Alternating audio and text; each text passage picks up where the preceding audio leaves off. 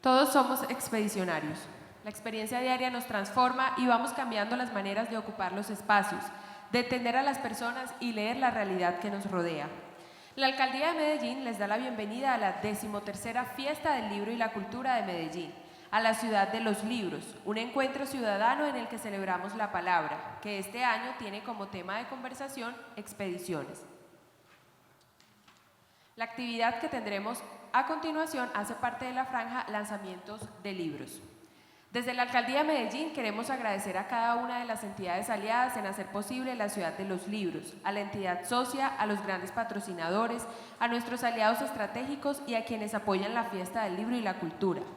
Gracias por hacer parte de este sueño colectivo, gracias por celebrar la lectura, la escritura y la oralidad, por hacer de Medellín una ciudad que respira libros.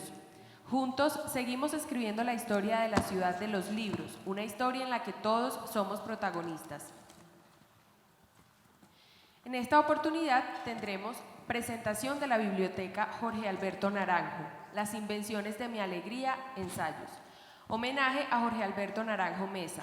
Presentan José Fernando Jiménez, Eufrasio Guzmán, Estela Córdoba y Nicolás Naranjo Boza. Convocan Editorial EAFIT y Universidad Nacional de Colombia. A los 11 años, Jorge Alberto Naranjo Mesa intentó escribir su primera novela. Y es que de pequeño su padre le leía diferentes textos a partir de lo que desarrolló su fascinación por la lectura y la escritura, así como su pasión por el conocimiento y su vocación por la enseñanza. Heredó de su familia la curiosidad, la disciplina y la rigurosidad. Además, era portador de una inteligencia que cultivó desde niño hasta sus últimos días de vida y que consagró a la actividad académica, creativa y a la divulgación del conocimiento.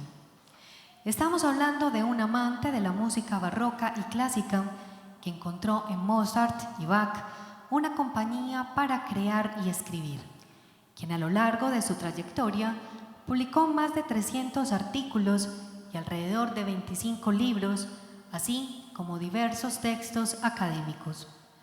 La Universidad de EAFIT les da la más cordial bienvenida a la presentación del libro Las invenciones de mi alegría, en homenaje a Jorge Alberto Naranjo Mesa, el profesor, el escritor, el matemático, el físico, el sociólogo, el ingeniero hidráulico y el historiador.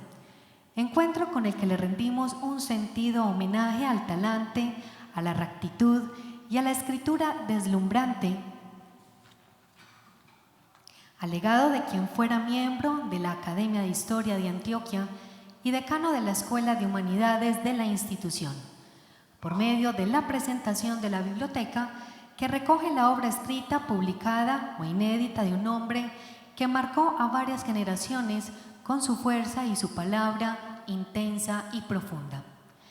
Iniciamos este evento con una conversación entre el ingeniero civil José Fernando Jiménez Mejía, doctor en Ingeniería y profesor de la Facultad de Minas de la Universidad Nacional, el licenciado en Filosofía y Letras Eufrasio Guzmán Mesa, profesor del Instituto de Filosofía de la Universidad de Antioquia, la historiadora de la Universidad Nacional Estela María Córdoba Giraldo, dedicada a la acupuntura de la Escuela Nechí, y el licenciado en Filosofía y Letras Nicolás Naranjo Boza, magíster en estudios hispánicos e hijo del autor. Bienvenidos. Muchas gracias. Bueno, yo creo que empecemos de la siguiente manera. Hablemos cada uno, digamos, hagamos como una especie de semblanza de mi papá, como que qué nos importó de él, qué nos tocó, ¿cierto? Empecemos por ahí. En primer lugar, muy buenas tardes a todos. Viéndolos a todos, uno se siente aquí en familia. Estamos en una familia hermosa, a veces no nos vemos con tanta frecuencia, pero tenemos una fraternidad indiscutible en el espíritu. Y en este caso nos congrega una cosa espléndida y es recordar a un ser sencillamente maravilloso. Mi recuerdo de Jorge Alberto Naranjo se remonta al momento en que lo encontré cuando empecé a estudiar filosofía, y fue un encuentro deslumbrante, porque teniendo prácticamente la misma edad de todo el grupo, en ese grupo estábamos Gustavo Mejía, Pablo Turó, Carlos Puerta, Marta Vélez, muchos de ellos ya no están, siguen siendo parte de nuestra familia, están en otra dimensión, los recordamos con enorme cariño a esos compañeros de filosofía, y en Jorge tuvimos un excelso profesor, luminoso, lúcido, una memoria extraordinaria y una capacidad de transmitir pasión de manera inmediata, con el solo contacto visual, su deliciosa manera de leer fue para todos nosotros el resultado, una seducción a través de la palabra, en el intelecto, en esa pasión que compartimos hasta el sol de hoy, todos los miembros de este grupo que estamos aquí, el deseo de saber, el deseo de conocer,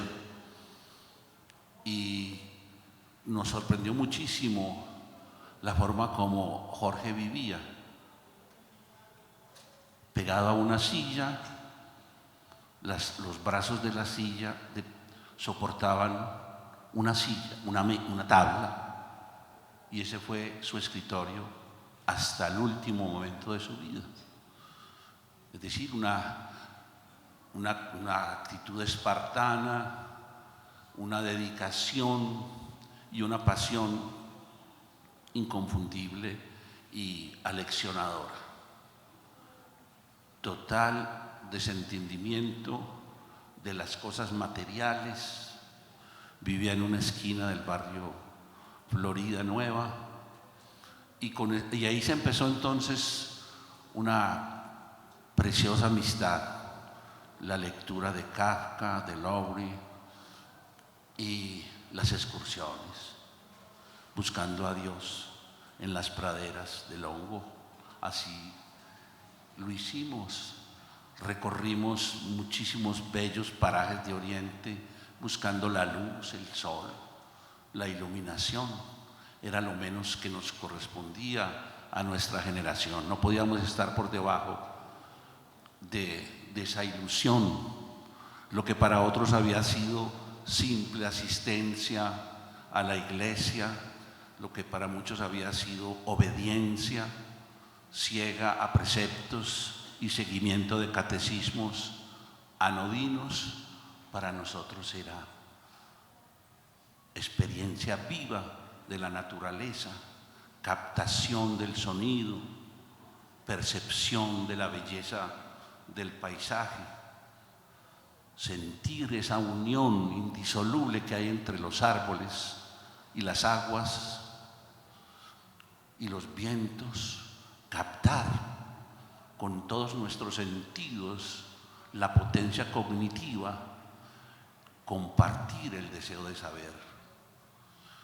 Y viajamos mucho, hicimos excelentes excursiones inolvidables, buscando siempre ese conocimiento, compartiendo en el carrito de Pablo, un Renaultcito 4 que nos albergaba con toda la generosidad de una limusina, nos llevó y fuimos a muchas partes. Esa amistad estaba entonces marcada fundamentalmente por la fraternidad, por eso mismo que aquí, lo que nos congrega aquí. También es indiscutible que había un talante que también lo acompañó a Jorge y a buena parte de nuestra generación: la intransigencia. No transigir, no transar, no ceder. Esa parte maravillosa está en congruencia con lo mejor de la tradición antioqueña, la iconoclastia, la heterodoxia que también tuvieron el Indio Uribe, Gonzalo Arango, los nadaístas, Fernando González, Fernando Vallejo. Pero en el caso de Jorge Alberto, eso se convirtió en la fuerza vital de un espíritu constructivo y de una dedicación que nos asombró. Cómo era capaz de pasar no solamente del estudio de la literatura contemporánea, la literatura del siglo XX, que ya no es tan contemporánea, cómo él lo combinaba con una manera personal muy singular de leer a Lucrecio, a Platón, a los clásicos. Y eso constituyó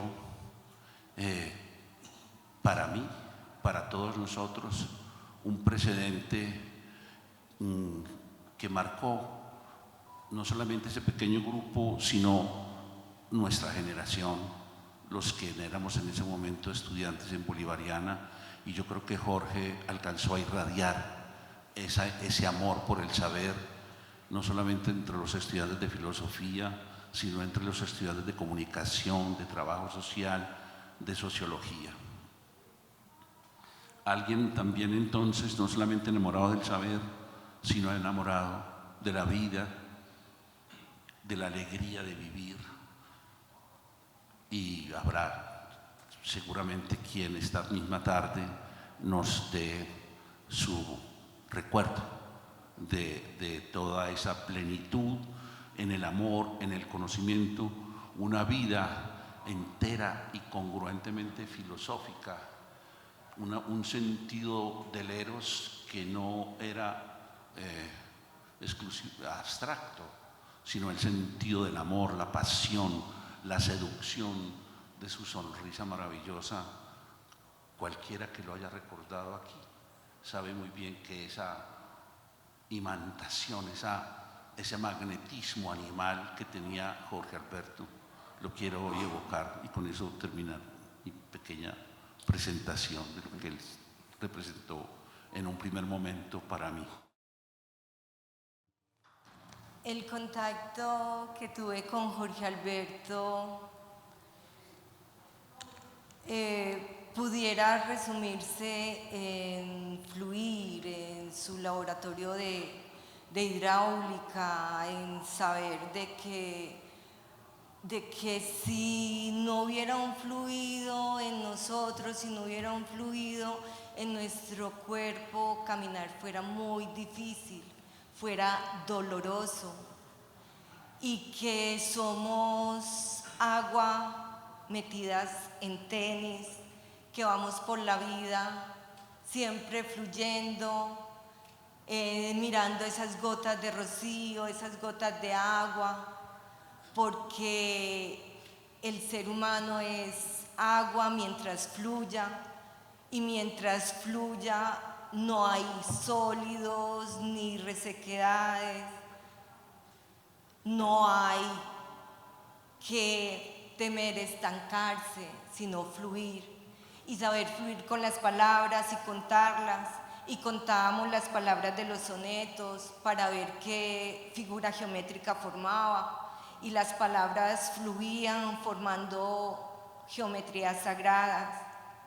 Y es en los laboratorios donde aprendo cómo a valorar qué es la cosa, qué es esto que tocamos, qué es esto en lo que me siento, qué es esto que respiro, qué es la cosa, porque es el fenómeno como él decía, de la naturaleza de las cosas, lo que permite precisamente que fluyamos. Y si reconozco el fenómeno, si me preocupo por la cosa misma, esa cosa es palabra, esa cosa es verbo, esa cosa es la tórtola que él alimentaba todos los días, y llegaban centenares de tórtolas al solar con su árbol de mangos. Fluir. Eso es como como el acompañamiento que siento yo, que fue mi trasegar con Jorge Alberto durante varios tiempos, durante más de 15 años, en que escribíamos, en que estudiábamos, en que íbamos a la casa de Robledo a leer libros. Allá en esa casa de Robledo con José Fernando leíamos mucho y nos reíamos cantidades.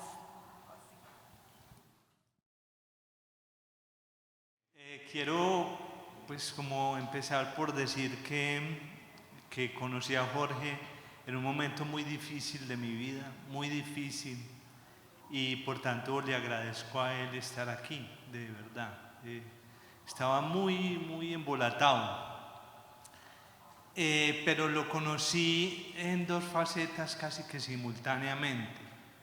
Fue mi profe de Física 2 y al mismo tiempo había unas conferencias en el Museo de Arte Moderno sobre Nietzsche, en principio una serie de conferencias, luego sobre Kafka, y la verdad, si vuelvo a la pregunta de qué me interesaba de Jorge, tengo que reconocer que me interesó todo, absolutamente todo, o sea, absolutamente todo.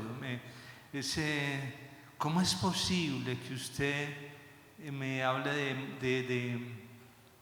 de física, del sistema planetario, de las leyes de Kepler, de Newton, y por la noche me hable del canto de la noche, por ejemplo?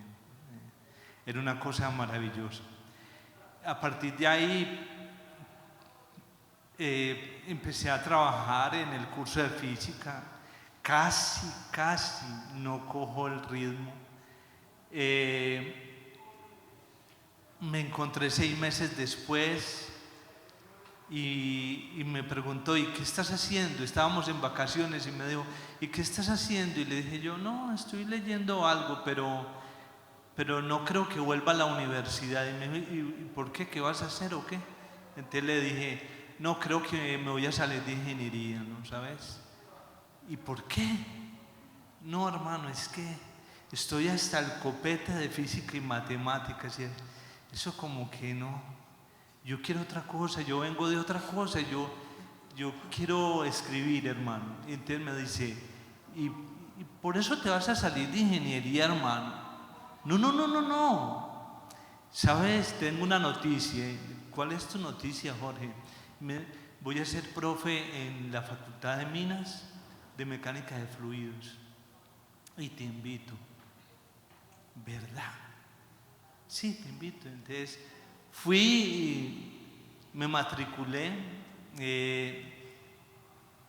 a pesar del reto que me puso mi padre, pero no voy a hablar de mi padre, voy a hablar de Jorge. Y entonces me matriculé en Mecánica de Fluidos y sí, señor, me fascinó. Hice mi primer curso de Mecánica de Fluidos con él, hice el segundo curso de Mecánica de Fluidos con él, que empezó de una manera maravillosa. Él escribió el primer día de clase sobre el tablero, Mecánica de Fluidos. Escribió una frase maravillosa: ¿qué hay más duro que la roca y más suave que la onda? Y sin embargo, la gota termina por horadar la roca. Ovidio, el arte de amar. Y así fue. Empezamos a estudiar un maravilloso curso. Y bueno, ya nadie me sacaba del laboratorio de mecánica de fluidos y jugábamos muchas cosas. Recuerdo a Miguel, aquí que lo veo, a Miguel Monsalve. Estábamos jugando con tensión superficial, dejando caer gotas de leche sobre charcos de leche, con una estroboscópica, y jugábamos con chorros. Fue muy lindo. Jorge fue mi director del trabajo de grado, con una cosa muy maravillosa. Capas límites n-dimensionales, ¿no? Maravilloso. y luego fue mi director de la tesis de maestría, Flujo Gelechao. Y fuimos compañeros de trabajo y nos quisimos mucho. De verdad, para mí es muy difícil decir que amaba más de Jorge. Es muy difícil, ¿no? Es parte de mi vida. Yo soy por él también, ¿no? No soy él porque era muy distinto a mí, muy distinto. Los que confundían lo que él hacía con las cosas que yo intentaba hacer no comprenden la hermosura que existía en poder mantener intereses diferentes, pero tan afines, ¿no? Jorge estaba estudiando ondas y yo estaba estudiando nubes. Y Jorge estaba estudiando literatura antioqueña y a mí me estaba fascinando en ese momento cosas por las que él ya había pasado, pero que podíamos reactualizar siempre en las ya innumerables reuniones que tuvimos y innumerables tintos o cafés con leche o innumerables cigarrillos que nos fumamos juntos. Muchas horas. Yo sé que muchos de los que estamos aquí lo recordamos tal vez en una de esas facetas, ¿no? En uno de esos momentos de toque. Es maravilloso que esta ciudad tenga gente como Jorge. Yo espero que haya muchos más que se le apunten a esa pluridimensionalidad como la de Jorge. Bueno, yo no sé por dónde empezar, yo les voy a contar cosas como la siguiente. Cumplió 32 o 33 años, yo tenía, no sé, por ahí 12 años, algo así, de pronto menos, y le dije, pero entonces tenés 32 años, tenés muchos años, y de pronto se quedó en un silencio que uno decía como, y me dijo, pero ya son 100, ya en realidad he vivido 100. Entonces yo me quedé como, no, sí puede tener 32 y haber vivido 100, ¿es un mago o qué es lo que pasa? Pues. Entonces ahí empezó una relación con el conocimiento y con cómo hace uno para vivir tanto. Entonces me fue contando cosas que leía y ya después empezaron preguntas y me contaba cosas como esta, que yo chiquito, cuando estaba viviendo todavía él con mi madre, recibí la lectura de un libro entero en voz alta. ¿Qué libro? El Rey Arturo, todo, la versión de Tomás Malory. Me lo leyó como regalo. Entonces yo me quedé como, pero si yo adoro ese libro, pues ya entendí de dónde viene, ¿cierto? Era un sabio, amigo, más que papá, creo que mi amigo.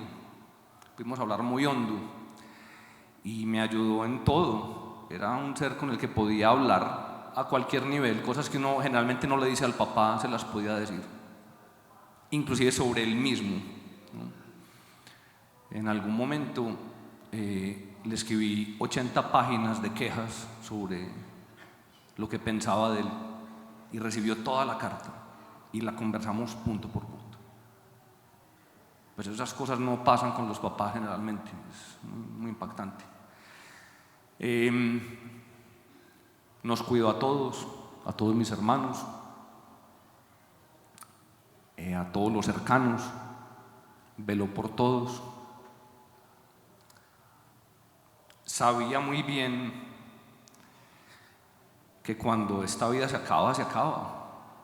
Entonces su enseñanza más grande creo que es la siguiente: vivamos intensamente esta vida.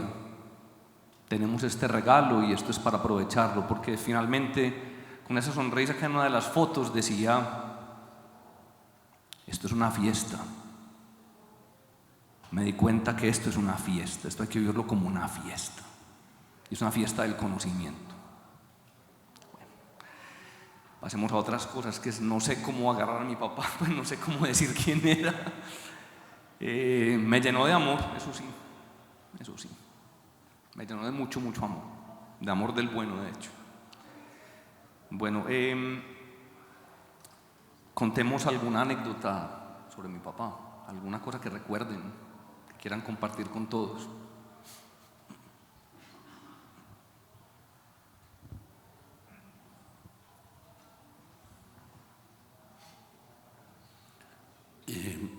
Jorge tenía un intelecto asombroso, una curiosidad, de un vigor que cada uno de los que aquí estamos y de los que están ahí podría contar anécdotas para ilustrar esa potencia de ser que había en él.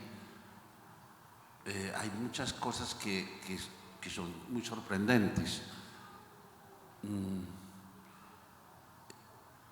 Me impresionó mucho cuando, la mayor parte de aquí deben saber, Jorge fue una de las autoridades en literatura antioqueña.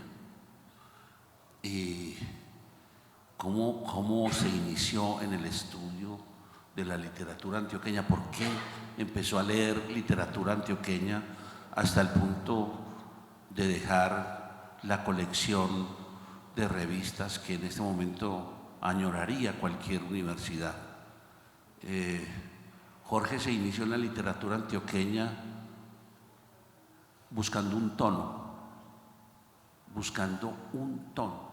el tono para escribir La estrella de 5 picos. Ese fue un proyecto de año sabático que le aprobó la Facultad de Minas para escribir la historia de la facultad. Y después de tener todo el material, digamos, de carácter académico y científico, descubre lo que le pasa a todo escritor cuando va a empezar un libro. Tiene que tener el tono, tiene que estar en el punto del habla, y él encontró que no lo tenía, y empieza una exploración detalladísima de la literatura antioqueña para buscar ese tono. Lo interesante es que después de toda esa búsqueda haya salido la obra de Carrasquilla, la edición de la obra completa, todo lo que de su obra le dedicó a la literatura antioqueña temprana, y la forma como también entonces se interesó por las raíces del habla antioqueña y sus conexiones con las discusiones filológicas de un Dámaso Alonso.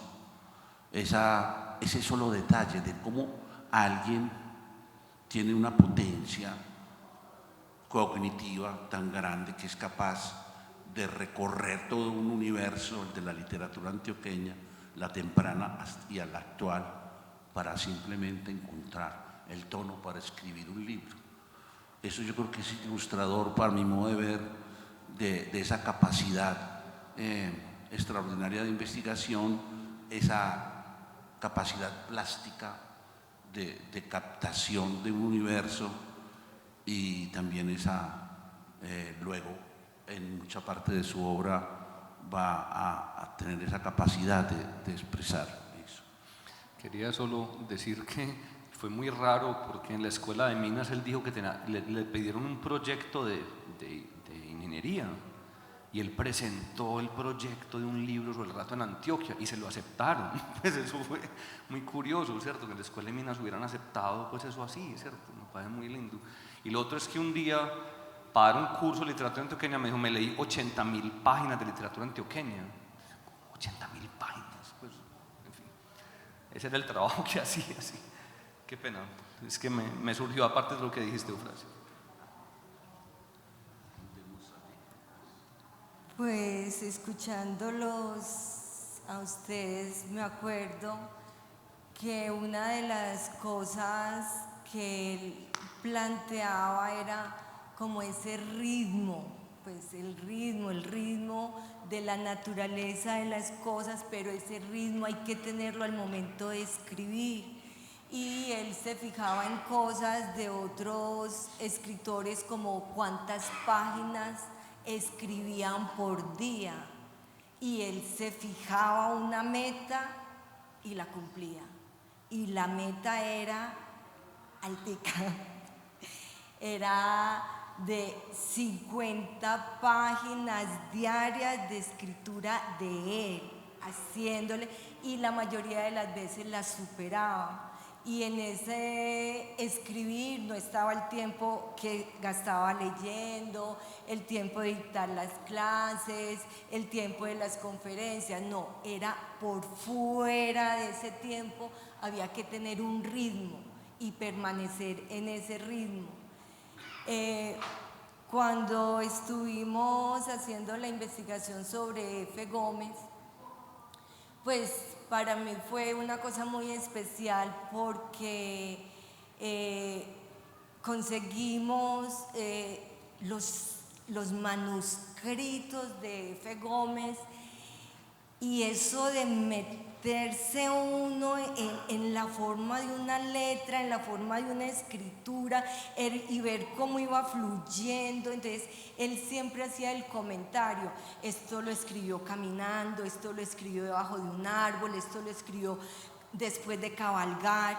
Y entonces al momento de uno acercarse al autor, no estaba solamente como la poesía fría o el cuento frío, sino todo lo que hay en ese ser que tiene una página en blanco y que va llenando con la forma de una letra.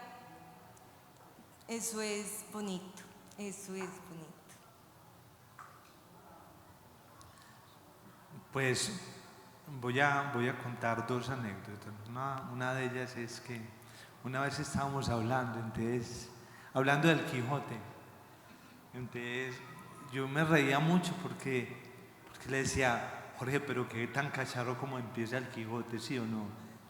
¿Por qué te parece, hermano? Porque ¿cómo así que el tipo queda loco justo por leer libros? Y entonces volteé y me dice: buena razón para estar loco, ¿no? Pero yo tenía por ahí 21 años y fue un fin de año, entonces vacaciones de la universidad, todo el mundo cogía en su dirección, ¿no? Entonces 21 años, claro, yo lo primero que hacía era que me montaba en el tren allí en Bello, en el tren de carga, me montaba a escondidas y hasta donde me llevara, pues me iba para las cavernas del Nus con 2 o 3 amigos y un par de zanahorias en la mochila, y allá me quedaba un tiempo y volvía otra vez a retomar el estudio. Entonces cuando regreso en enero, voy a la casa y me encuentro con Jorge. Entonces, bueno, yo cargado de monte, de selva, ¿no? de montaña. Y le digo: oíste, Giorgio, ¿y saliste a vacaciones o qué? Sí, yo sí. ¿Sí? ¿Y para dónde te fuiste? Yo para Italia. ¿Estuviste en Italia? Estuve en Italia y escribí este libro, hermano. Estuve viviendo con Galileo y me muestra los trabajos experimentales de Galileo Galilei. Esas fueron sus vacaciones. Un estudio demostrando que Alejandro Coiré, poquito a poquito, de experimentación en el laboratorio. Yo sirvo de mensajero porque Juan Felipe Naranjo, su hermano, no pudo venir. Me llamó ahorita, pues hace como una hora, a decirme que no podía venir, pero me contó algo. Me dijo: te voy a contar una anécdota. Mi papá, mi abuelo Alfredo Naranjo, nos leyó un poema de José Enrique Rodó, La estepa de granito. Entonces es un poema duro porque un papá coge los hijos y los estrega contra la estepa. Entonces a algunos les aplasta la cabeza para que con los dientes raspen el granito, o a otros los pone a llorar para que las lágrimas humedezcan el granito para poderlo trabajar. Entonces que Juan Felipe se puso a llorar y que a los 2 o 3 días mi papá le dijo: huevón, ¿por qué estás llorando? Entonces no te parece muy terrible esa imagen. Y mi papá le dijo: es que está hablando de la voluntad, hombre. Entonces que Juan Felipe dijo, y ahí empezó la divergencia de mundos entre él y yo. Jorge Alberto siempre iba a lo profundo y yo me quedaba en la superficie. Y me contó que en la casa le servían una arepa de las chiquitas, las redondas. Entonces que Juan Felipe siempre se comía la corteza y mi papá siempre la parte de adentro. Y que eso representaba muy bien como sí, el ir a lo profundo y el quedarse en la superficie. Entonces que mi abuela un día sirvió una sola arepa y la dejó ahí en la mesa y les dijo, ahí tienen. Entonces yo dije, pero falta una. No, ¿cómo hay que falta una? Los dos entienden. Esa anécdota que quería contar. Bueno, Eufrasio, contanos, no sé, algo acerca de él como profe o como amigo, de pronto algo como amigo, como esos gestos que tenía tan lindos. Bueno, compartimos muchas cosas. Yo he sido muy indisciplinado, no conozco la palabra voluntad. Nunca nada que he hecho le he puesto voluntad. Las pocas cosas que han salido de mis manos es por puro hedonismo. Jorge era lo opuesto a eso. Todo lo que salía de sus manos era resultado de un esfuerzo que ahora que escucho los testimonios de ustedes dos, era fluido, era algo que tenía que ver como con el camino del agua. Él no disputaba con nada, en el sentido de que los espacios se los abría siempre a fuerza de intelecto, de capacidad, de comprensión. Y me tocó presenciar muchas de las exclusiones que él recibió de parte de la unidad de la académica de la cual hago parte, y en general su carácter autodidacta le generó muchas dificultades. Un autodidacta no es frecuente, y mucho más con el venir de los tiempos se ha impuesto la cantidad de títulos y todo. Y Jorge todas las resistencias las vencía con capacidad investigativa. El libro que acabas de mencionar de los trabajos experimentales de Galileo fueron el resultado de un ejercicio inusual. Con todos sus alumnos y a lo largo de muchos semestres repitió los trabajos experimentales de Galileo y construyó lo que él consideró, y así la presentó, como una máquina de guerra contra el tipo de estudio de historia de la ciencia que se estaba haciendo en ese momento en el Instituto de Filosofía. Los que estudiamos filosofía nos vamos como, perdonen la expresión, nos vamos como ahuevando y terminamos pensando que la Revolución Rusa, por ejemplo, es una cuestión de cambio de concepto. ¿Cómo le parece? O cosas de esas. Pensar que las cosas son cambio de concepto. Entonces los historiadores de la ciencia del instituto, leyendo a Coiré y leyendo precisamente las concepciones de la historia de la ciencia, en la cual lo que sucede son rupturas conceptuales, Bachelard, Coiré. Él se enfrentó a toda esa visión, mostrando precisamente que no habían sido ese tipo de transformaciones teóricas, conceptuales, sino que habían sido ejercicios de juego, de experimento, de contacto material con las cosas, con los cuerpos, con los fluidos, con la caída libre, y construyó entonces esa perspectiva de los trabajos experimentales precisamente para entablar una polémica con los historiadores racionalistas de la unidad de la académica de la cual hago parte. Tenía entonces siempre un motivo para emprender batallas intelectuales, y eso le costó, padeció las exclusiones. Jorge, siendo tan brillante, tuvo que superar exclusiones amenazantes. Cuando se adoptó el decreto 1272, que empezaron a contar no el saber sino los cartones, él se vio enfrentado a una exclusión casi definitiva. Lo iban a separar de la cátedra. En esas están las instituciones de educación superior. Hay que reconocerlo, no solamente en este momento, sino hace rato. Las instituciones de educación superior están un poco dando tumbos, alejadas de los problemas del país. Los colegas ahora están mucho más interesados en los ascensos, en las puntuaciones, las propias universidades las tienen sometidas a esa especie de rueda de Chicago o peor, de estar en el rating, de producir solamente para superar y mejorar el nivel del rating. Por supuesto que yo, por ejemplo, aprovecho la ocasión para saludar la iniciativa que acoge la Universidad de AFIT de publicar la biblioteca Jorge Alberto Naranjo.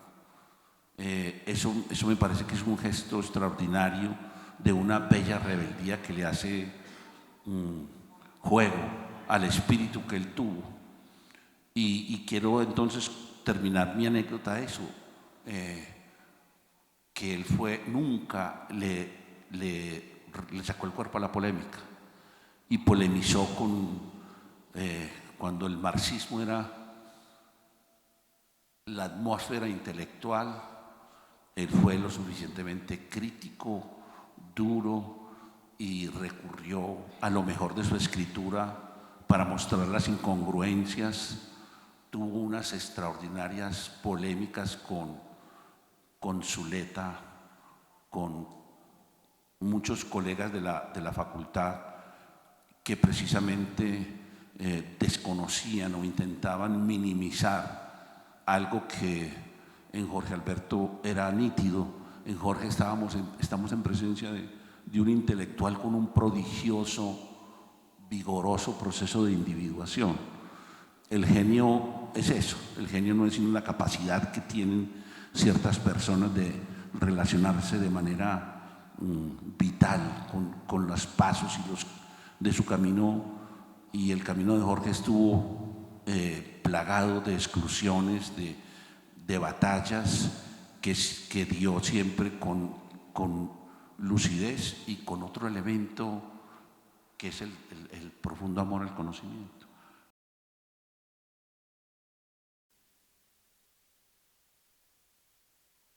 Para seguir el ritmo, ¿cierto? Que no se pierda. Bueno, en esa medida, él,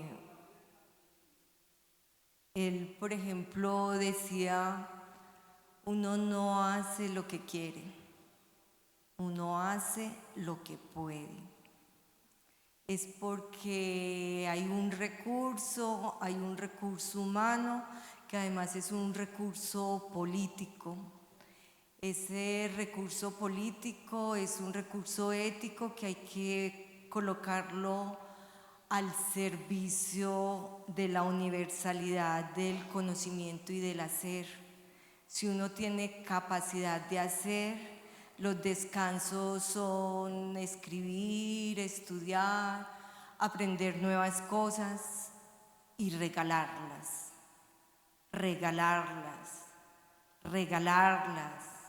porque esa es la propuesta política. Si uno hace las cosas con ganas, de acuerdo a lo que es capaz de hacer, eso educa, eso muestra que es posible tener caminos a pesar del laberinto, porque todos podemos desde distintos ángulos, pero esos ángulos, si no se convierten en la esquina del solitario que se resguarda como un secreto, fluye, y esa es la propuesta política.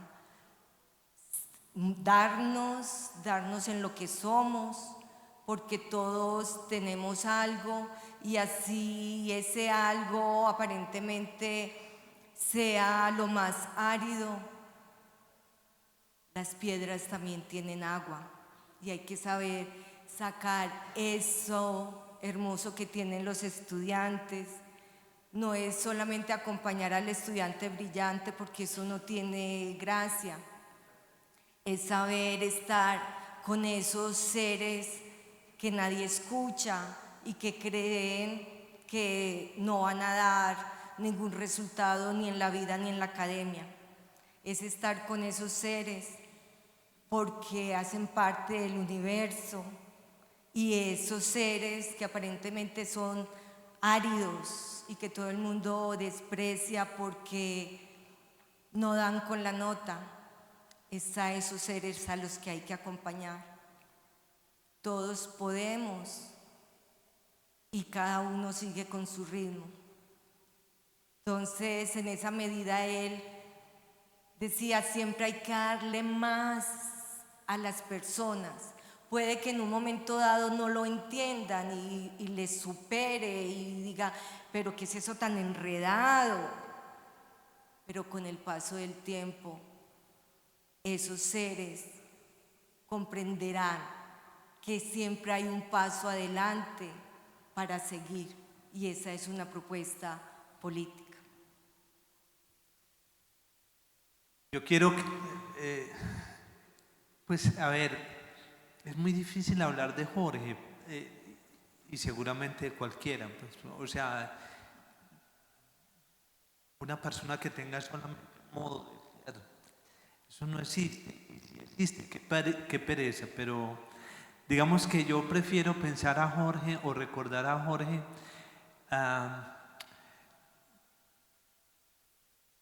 en el sentido de las llamadas, pues, como 4 virtudes nietzscheanas, ¿no? Que son el valor, la lucidez, la simpatía y la soledad. Es un poco, para mí eso un poco como que resume mi recuerdo de Jorge.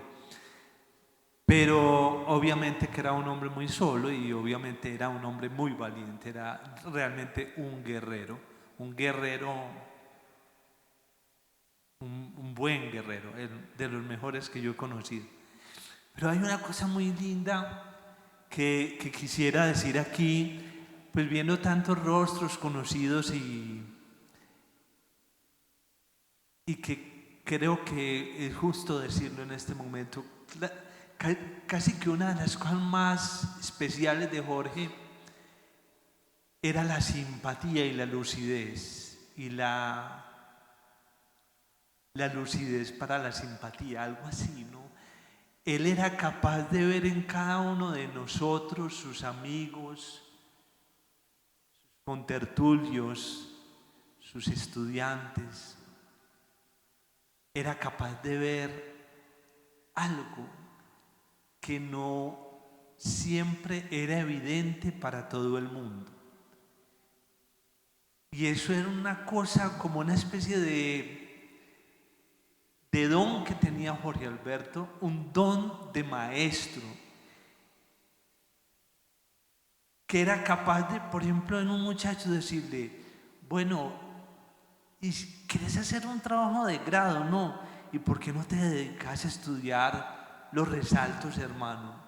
Yo tengo una propuesta, ponete a trabajar los resaltos ondulares. Y te ibas por los resaltos ondulares, ¿no? O pongámonos a trabajar en las ecuaciones de Navier-Stokes. Vamos a una solución de las ecuaciones de Navier-Stokes. El flujo Jeffrey-Hamel, o los flujos de Helleshow, o el flujo Hagen-Poiseuille en una tubería circular, etcétera, etcétera. Y cada uno, y yo me sorprendía, porque él decía, ¿y qué tal si vos haces eso? Y de pronto el reto empezaba a florecer en cada uno de nosotros, y muchos de los aquí presentes aceptaron el reto y nos transformamos con el reto. Y eso es maravilloso, porque parece que Jorge estuviera muerto, pero eso es pura carreta. No lo dejemos morir, está absolutamente vivo. Nosotros los aquí presentes somos testimonio de eso, casi que con nombre propio. un montón de personas que están frente a nosotros. Y lo recuerdo, este es el resalto, este es Blasius, este es Jeffrey Hamel, este es Hilleshau, este es Nietzsche, este es Kafka, este es Malcolm Lowry, esto es las Emily Bronte, tanta gente que cayó en la tentación y gracias a ese dejarse seducir se transformó. Eso es maravilloso. Eso es algo de lo que deberíamos estar promoviendo. Si dejáramos caer eso, ahora que Eufrasio lo decía a propósito de los títulos en las universidades, si nosotros dejamos caer ese don del educador, ese don que es capaz de ver en cada uno, en cada chico, como decía Estela, algo inédito, algo que puede salir a luz, pero que todavía no es, y necesita un maestro que te ponga ante el reto y que te acompañe, solo un poquito, pero que te acompañe, que te ponga a sudar petróleo y a ver pues, y entonces resolver la ecuación. Y hablamos dentro de 2 días a ver qué tanto has avanzado. Y hay que escribir, compañero, y hay que tomar datos, y esos datos no son así, y ya calculaste la regresión. ¿Y por qué una línea recta si es una cúbica? Y venga a ver, ¿usted por qué se está inventando eso? ¿Y cuál es el error? ¿Y cómo se propagó? Pero también otras cosas. Usted no está malentendiendo lo que dijo Deleuze. Usted se acuerda tal y tal meseta donde él estaba hablando de tal cosa. Ojo, no se le olvide, o vuelva a la lectura. Miren que esas son cosas maravillosas. Jorge no está muerto, está absolutamente vivo, pero hay que mantener eso que es como, no sé, una lección que vibra y que solo nosotros somos capaces de mantener el tono de esa vibración, una vibración que nosotros la llamamos Jorge, pero Jorge fue especial en su momento. Hay que ser especiales a nuestro modo de ser en este mundo, también honrando la memoria del amigo, porque eso fue lo que él nos enseñó. En cada cosa, si hiciéramos un recuento, la memoria de cualquiera de sus filas de libros era hasta de risa, porque pasaba por literatura, estaba ya en Klosowski, y aquí está Cyril Aslam, y al otro lado estaba Newton, y uno, este man está loco. No estaba loco, está absolutamente cuerdo. Recordemos, valor, lucidez, simpatía y soledad. Eso era Jorge. Eso es muy bello. O sea, no lo dejemos morir, no lo dejemos. Esa es la lección que él nos dejó. Yo lo recuerdo, es así. Habrá tenido otros momentos, pero esos son los más lindos, quizás los que fuimos alumnos de él, que pasamos por su oficina en el M2 de la Facultad de Minas, o del 46 en historia, recordamos esa faceta tan linda de él, de verdad tan generosa, tan bondadosa, ¿no? Bien, sí, yo simplemente iba a señalar 2 cosas. Una, siempre le proponía a uno estudio para el problema que fuera. Por ejemplo, aquí hay 2 compañeros de física de mi padre, Miguel y Tato, y me llevó a jugar fútbol con ellos en la Universidad Nacional. Yo llegué a ver unas jugadas de fútbol, pero impresionantes, pero entonces eran ellos jugando contra los estudiantes y mi padre se puso de arquero y me puso al lado para cuidarme. Entonces me acuerdo que gritó, hey, pilas con el pelado. Y listo, y ese partido arrancó.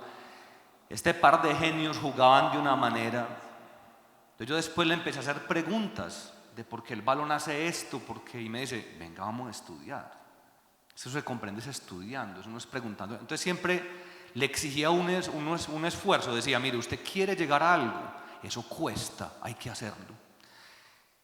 Y José Fernando está hablando de no dejar morir a mi padre. Entonces, como ya se va sacando pues como el final de nuestro evento, yo quisiera hablar de esto un momento. Claudia, muchas gracias por esto.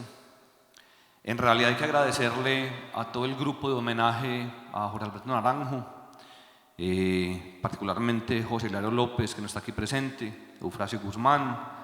Hay que agradecerle a Darío Valencia, un gran ingeniero, escritor, etc. Hay que agradecerle a Juan Camilo Restrepo, vicerrector de la Universidad Nacional, a Juan Luis Mejía, sin duda alguna, que apoyó todo este proyecto pues, y que dio como la entrada pues, a la cosa, y a todos los que quieran participar. Pero quiero llamarlos a lo siguiente.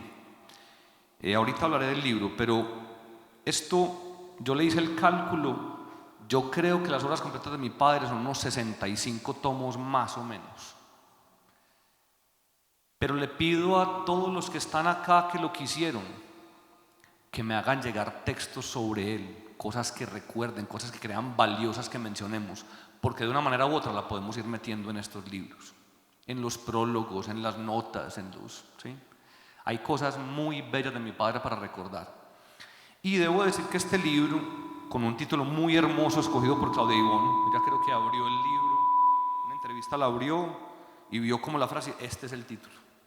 Y yo no me opuse, creo que nadie se opuso, es Las invenciones de mi alegría, un bello libro. Tiene textos de educación, escritura, algunas cosas de política.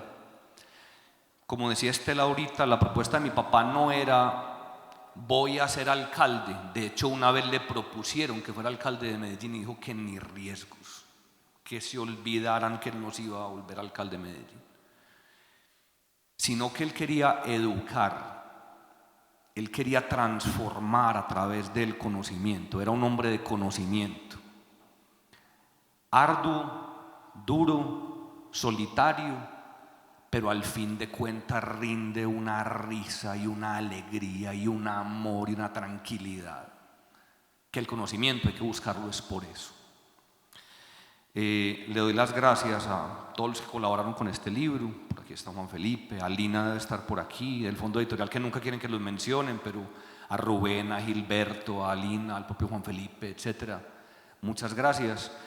Y bueno, empezamos con esta obra. Ojalá la vida nos dé para ver los 65 tomos que le calculo hechos, o los que podamos, pero esperemos que sean los 65. A toda la familia que está aquí, gracias por haber venido, a mi madre por haber venido, a mi hija Isabela que está por allí, a mi sobrino Matías, a Paulina que no está, a Laura que no está por acá, pero todos están presentes, a Benjamín que está en el estómago de Natalia. Bueno. Trasegar de peregrinos, nómadas, palabras llenas de fluidos vibrantes, saberse agua, de saberse verbo. Trasegar peregrino, de domingos de lectura llenas de fluidos, vibrante. Trasegar entre letras sinceras de silencios, fluir para caminar y novelar, vibrar como agua sin sólidas palabras. Naturaleza fenomenológica que fluye sin retornos, porque es la espiral misma que retorna. Compartir fluyendo inmortalidades sin tiempo. Compartir palabras y vibrar como naranjos en flor. Compartir la senda líquida de la vida estremecida de emoción de un azar, de una casualidad, de abrazos, de versos, de naranjos en flor. Gracias, Jorge Alberto.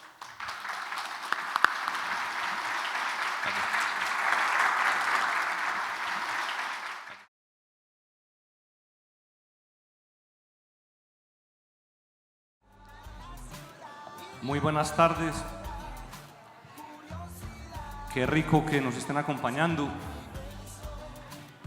Esto Es realmente algo muy lindo que estemos aquí celebrando la vida y la obra de mi padre, Jorge Alberto Naranjo.